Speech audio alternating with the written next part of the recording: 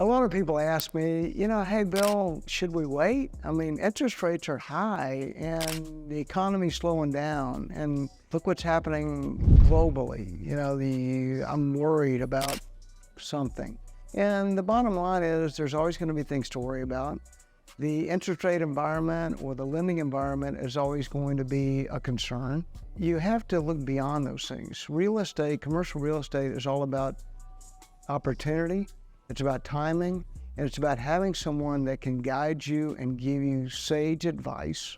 In my opinion, a broker is a person you need to help you understand the nuances of the market and timing. There's always opportunities in the market. Yes, there are concerns. Yes, there are landmines out there. There are bad properties. There are the wrong reasons to buy commercial real estate. But there are always opportunities at any time in the market.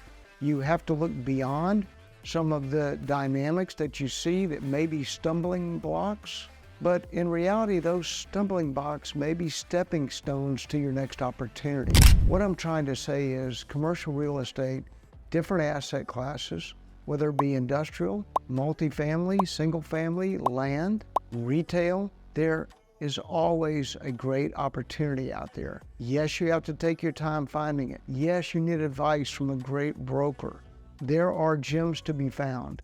And so you have to have faith, you have to have someone you trust, someone you like, and you have to continue to search on a daily, weekly, and monthly basis until you find the property that's right for you.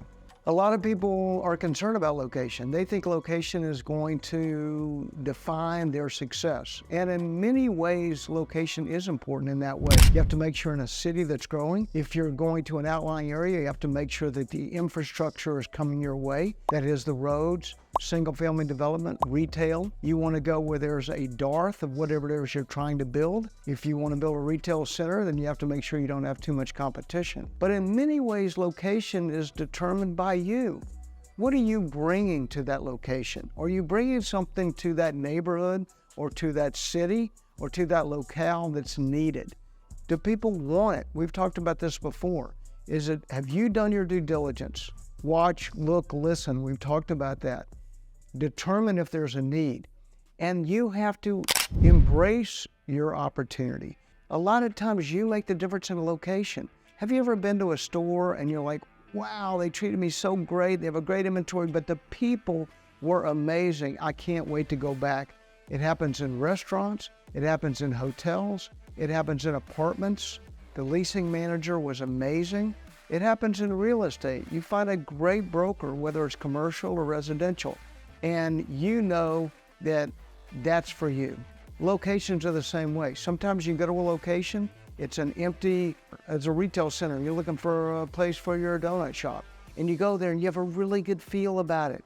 It's just... Don't care if that's on the other side of the tracks, right? That's in like 30 minutes away. You don't care where it is. You're looking for a place to start your business. You're looking for a place to make it happen, to begin your dream. And a lot of times, serendipity will bring you there.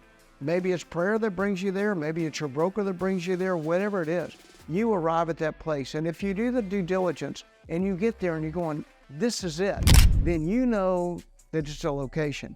But keep in mind, your success in many ways is determined by you. That's my opinion on that. Come to me asking about a property or what my opinion is on a property, and I tell them, and they don't like what I'm telling them. They get defensive. They're like, well, I think it's a great property for this reason, or I think you're wrong about the pricing. I think I should offer a lot less, and you're telling me to offer a lot more, or I think different than you. I respect that. I respect someone feeling or thinking different than me, but they're coming to me for my expert advice, for my expert counsel as a broker.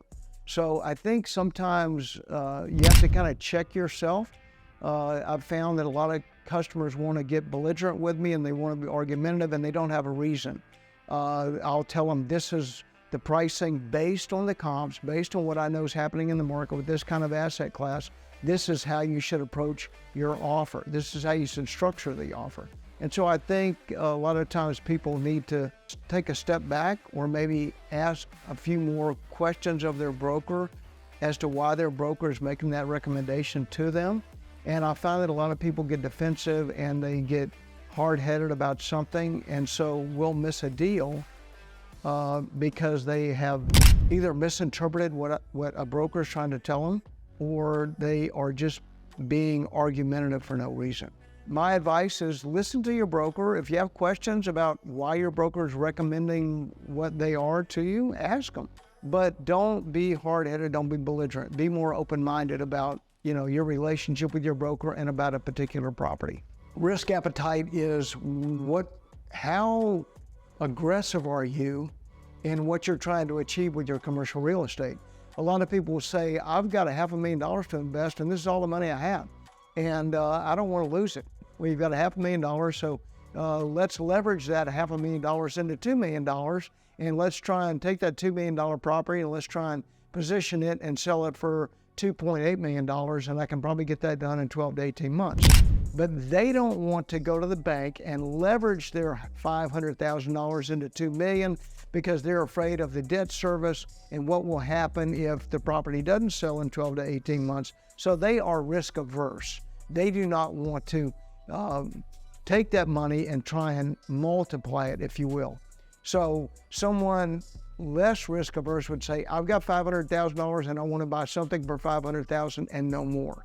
And I want to hurry up and sell it and make $100,000 in 24 months because I'm nervous and I don't want to lose my money. Someone that maybe has a bigger risk appetite takes that $500,000 and either leverages it at the bank and buys a $2 million property and is willing to sit on that property for 18 or 24 months and let the market come to them.